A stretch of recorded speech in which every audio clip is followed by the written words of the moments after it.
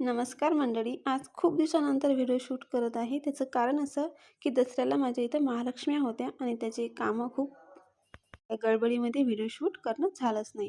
तर आता दिवाळी आहे, त्यामुळे कस्टमरचे ब्लाऊज घेतलेले आहेत, तर त्याची मी इथं कटिंग करून घेतलेली आहे.